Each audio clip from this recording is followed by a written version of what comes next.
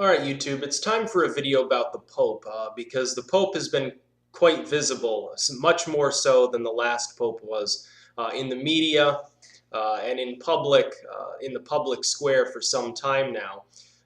And that's primarily because this is a different type of Pope that we're dealing with Pope Francis. Now, of course, again, I'm not a Catholic, I'm not even a Christian or an Abrahamist. I don't really care about the Bible or Jesus or any of that stuff. I consider it largely mythological, partially metaphorical, and the rest is just complete bunk. However, here's a person who, can you imagine Benedict when he was the Pope? Going out and actually embracing disfigured individuals and washing the feet of prisoners who have diseases, as Francis has done. And if somebody had told you that Benedict was sneaking out at night to give money to the poor, you wouldn't have believed it. With Francis, you can actually believe that's probably credible and that it's probably happening. You can actually think of Francis ducking down some tunnel underneath the Vatican that few people know about. And going out at night with a few priests or whatever and having a few drinks and randomly handing out $100 bills or 100 lira bills to poor people. That's because Francis is something that hasn't been seen in the Catholic Church for some time. And what you see now are people, he was being heckled at one scene where he was giving a speech by some right-wing Catholics who want him to crack down on abortion, or I think it was either abortion or gay marriage they were miffed about. And he was giving a speech and they were heckling him. You don't really hear about the Pope being heckled by Catholics. Usually when the Pope is heckled, it's some progressive group that's already vaguely splitting off from the mainstream church, saying to be more progressive. With Francis, you have the opposite happening. You have these very orthodox, zealous individuals miffed that he's perceived as not tough enough on what they imagine to be major issues, things like homosexuals and abortion, whatever you may think of. What's strange is that Francis is actually marginally living by the doctrines of this gospel figure of Jesus, whether real or imagined. Francis is actually living by those tenets far more than the former popes have, which shows the hypocrisy of some of the more quote-unquote religious folks. It shows the hypocrisy of the Protestants too. You look at Limbaugh or Robertson, who's saying, well, the Pope, it sounds like the Communist Manifesto, this is Marxism, the Pope is talking about wealth redistribution, which he's not, by the way. He's saying to care for the poor, and never does he mention governments need to step in and take money away from rich people and give it to the poor. I've said before Jesus, and if you read the Bible, this is partially true, that Jesus was a communist. I'm actually partially wrong there. Jesus, assuming that this figure existed as the Gospels lay out, which is, I don't think, true, but let's assume that. This is a figure that actually dislikes wealth to the point where he says, don't just give it to the poor and then exempt yourself from society altogether and wander around in the desert. Essentially, you could boil it down to his teachings down to don't be an asshole and just give up on the entire system because it's so corrupt and go live out in the woods. Which is something that rich people like Limbaugh don't understand. They're very rich. They're hypocrites. They don't understand actual Christianity. And here's one thing I would say. If Christians actually lived according to the gospel message, I would have respect for them.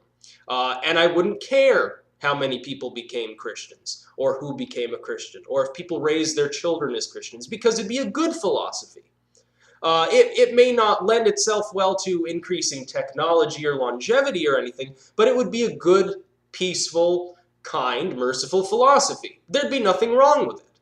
The problem is the people that are coming out and questioning Pope Francis are people that are living an opposite life to this. They're saying, no, instead of what Jesus would have said, which is clearly don't concern yourselves with the sin of others, you can point it out, maybe depending on what it is, if it's been commanded directly by this God figure that he talks about. Other than that, leave people alone. But the Christian right wing, we would call it that in the United States. Elsewhere, we would Christian statism or something like that, thinking that Christianity needs to hold a state position. we would say these people are concerned with being busybodies and running down those they disagree with in the state square. The thing is, Jesus clearly, if you read the Bible, ironically, was for separation of church and state. Not even church and state, but spirituality and state. He was saying, well, you can't be really truly spiritual and be part of this massive, corrupt, overarching system, so just give it all up. Modern Christianity, at least in the right-wing sphere, is mostly about dragging religion back into the state, because these people are moralists. They're not actually Christians. They're political. They're Pauline. They think that Christianity is meant to be a political persuasion, which is clearly wrong. It's clearly an error. It's clearly almost opposite to actually what the Bible says. And then they claim that it's divinely inspired, that the Bible is divinely inspired. You try to point out that the Bible's not a book but a collection of books, and they don't understand what you're talking about. But Pope Francis, here's a man who he seems to give a shit about the poor, which is something we cannot say for former popes in many cases. He doesn't really give a crap about the jewelry. He doesn't seem to give a crap about the fancy clothes. You don't see him walking around the red shoes. He's just wearing a white robe and carrying a wooden staff. He doesn't care about these trappings. There are Christians right now, and I'm sure there'll be Christians who will come here and do the same, who think he's the Antichrist. Of course, a lot of the Protestant sort of New Age, Illuminati, whatever people, they think the Catholic Church is the whore of Babylon. So they're going to consider whoever happens to be the Pope the possible end times Antichrist. And there'll be Christians that'll come here because I'm willing to give some level of respect to someone who's actually attempting to teach according to the words of the Bible more literally, rather than going off on some crazy political tangent, because you never hear, the Bible does not talk about gays, by the way. If you read the verse in its original language, it's talking about pedophilia. It's talking about not a man sleeping with another man. It's literally talking about a man sleeping with a little boy and having anal sex with little boys. Most Christians don't understand this because they don't know Hebrew or Greek. That's, again, another problem is the translations there, and it has been a continual problem for centuries. But here's Pope Francis getting disrespected by the Orthodox, the ones that take the religion more seriously and attempt to ingrain it into every aspect of their lives and the lives of their states. They're going after him for actually doing what the Bible commands. I find this an infinite source of amusement. Again, looking at Christianity from the outside. It's funny to me, because you see how corrupt Christianity really is when somebody who is actually following more closely the dogmatic message of the gospel is being attacked by these rabid, politicized talking heads and by their legions of brain-dead fans who think that Jesus was an American and sold AK-47s to people. Because in the Western world, religion is politicized. Each state has this sort of weird nationalism that fuses with the dominant religion. It happens in the East too. I mean, let's face it, India does the same thing with Hinduism. The Arab states do the same thing with Islam. And they all concoct their own little definition of what that religion means and applies it to the state. The people apply it to their own lives. They try, sometimes succeed, sometimes fail, to apply it to the state, to apply it to everyone else within that state. It's what religions have done throughout history. Even the corrupt Romans, which the Bible doesn't speak very well about. The Romans are sort of the boogeyman of the New Testament.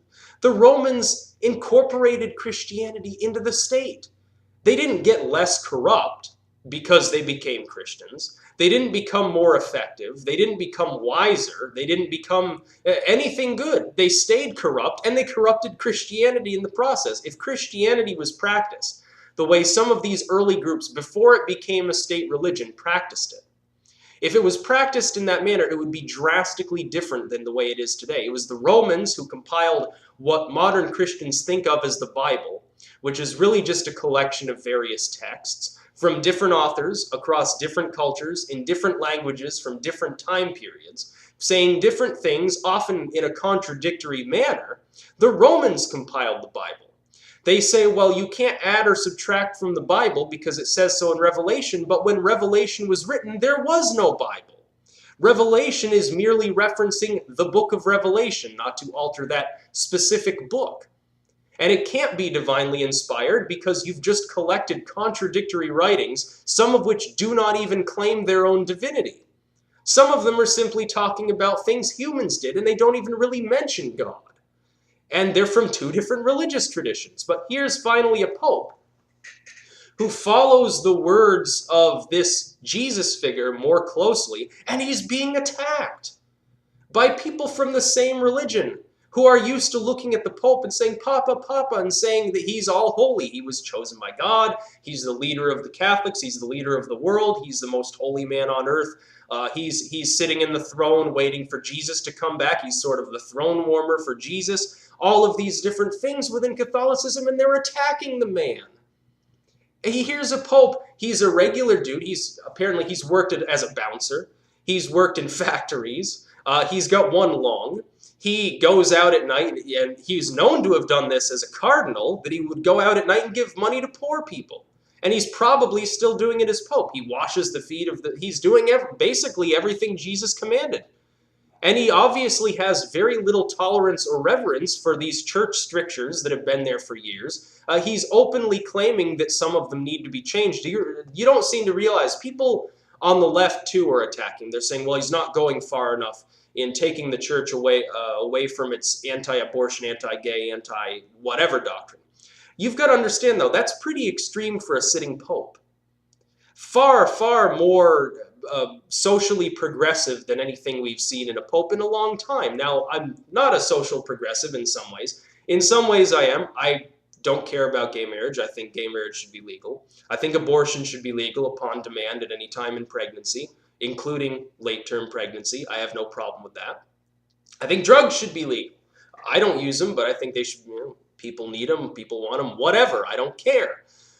But here's a pope who's actually following, more or less, of course there's still a few sticking points, as there is with any person, more or less following the gospel message, and the other Catholics and some of these the people like Limbaugh and whatever, are so mind-numbed that they don't even realize it. I think when you look at Francis, you can tell by the look on his face sometimes that he's smart enough to understand that there are a lot of morons in the world. Now, of course, he's supposed to be this holy figure, so he probably doesn't call them morons in private or anything. He probably keeps it to himself. But you can tell he gets really tired of, or he has a good chuckle at, these people that really don't know anything about theology. They don't know anything about Christian history, let alone religion in general.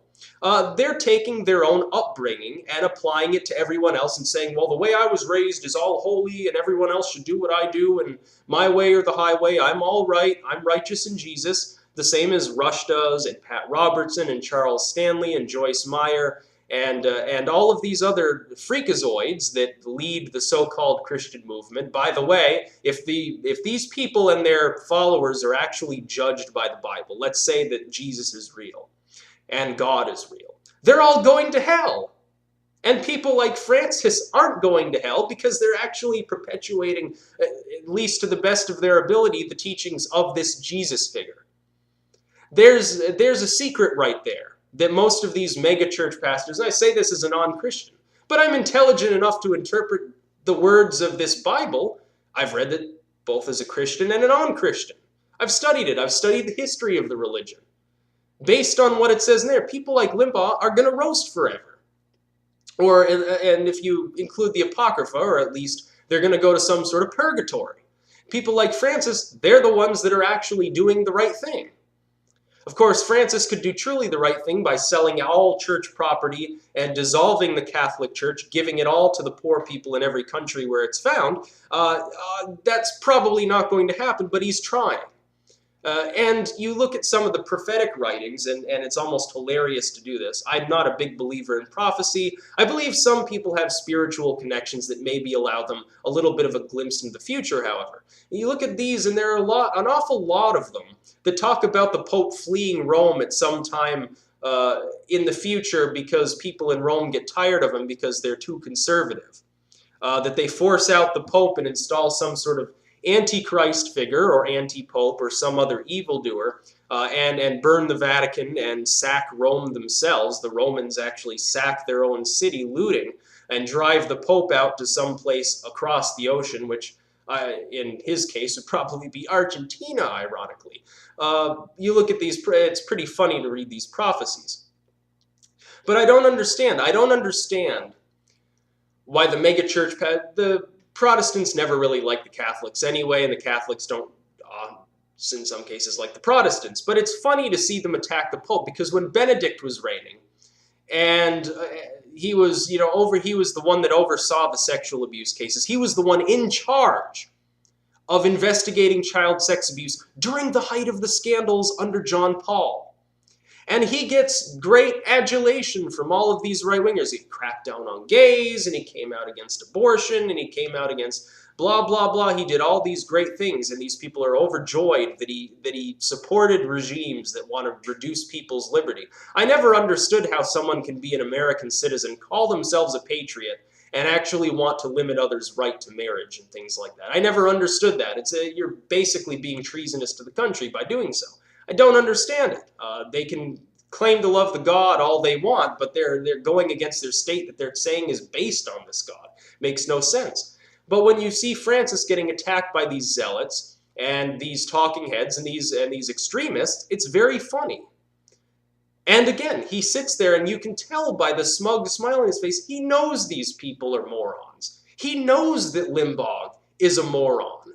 He knows that the hecklers, the right-wing extremist hecklers, were morons. He knows this. The only reason he doesn't sit there, throw back his head and laugh is that he's the goddamn Pope. It's hilarious. I can't wait. I go on there and I see what new Pope-related material is there every day, and I'm a non-believer. Here's a Pope. He's more popular among atheists right now than he is Catholic right-wingers. Isn't that hysterical? It could cause a schism within the church, because extremely conservative religious people don't like it when their leaders disagree with them, because to them, the way things have always been is the way things should always be, and that's God's only way, and anything less is pure Satan. Well, you could see a situation where for the first time in the Catholic Church's history, it isn't some more liberal progressive group breaking away, it's the conservatives that break away and hire their own anti-pope. It would be hilarious. The Catholic Church, by the way, would be better if all of those extremists went away. And that would take the corpus of Ireland and Italy with them. And some of the Catholics in the United States and Central America, Mexico, places like that, I'm sure would go bye-bye too. The Catholic Church would split. That could be the best thing. It would reduce their numbers in the mainstream Catholic Church, but it would actually bring them greater power in the long run, because they wouldn't have all this pressure from these extremists that they're completely outdated and using a medieval philosophy. And they don't even understand their own Bible, because even some of the higher-ups in the church don't really specialize in theology and religious history and haven't studied these things. And I've told non-believers time and time again, and I'll remind you again, if you're a non-believer, if you're not a Christian, it doesn't matter, or even if you're a Christian, study the history of Christianity. Read the Bible. I encourage every atheist to read the Bible. If nothing else, know thine enemy. Read the Bible. Read about Christian history from both Christian and non-Christian sources. There are all sorts of books you can get on the topic. You can get them on Amazon and eBay. You can look it up online. Study numerology. Study the Quran. Study them all. Study all religious theology. Everything. Paganism, modern religion, New Age movements. Do it. It's still knowledge. If not knowledge of an absolute value, at least knowledge of the religious movement itself. Study, become smart on such things. It's good exercise for your brain, if nothing else. You're sitting there on the computer anyway all day on YouTube or Facebook. You might as well do something else on the side. What do you think I did this stuff for? I was bored. I'd spend hours every day researching paganism and the history of Wicca and things like that, because it was fun. It was something that wasn't boring. But anyway, to all these Catholics, you don't seem to understand that the Pope is the one that's right and you're completely wrong. And it was Benedict and his ilk that actually took the church into a nosedive and caused a decline in its Western numbers, which never would have happened if the church had been willing to actually act its age appropriately, as in not acting like it's either 2 years old or 2,000 years old. And the church took a nosedive additionally because they lost credibility. Because they kept lying. And because the Pope at the time, who was a former Nazi youth, for one thing, and oversaw the sex abuse scandal. You've got a good Pope right now who's even generally liked by non-believers. Take it. That's about all. Peace out.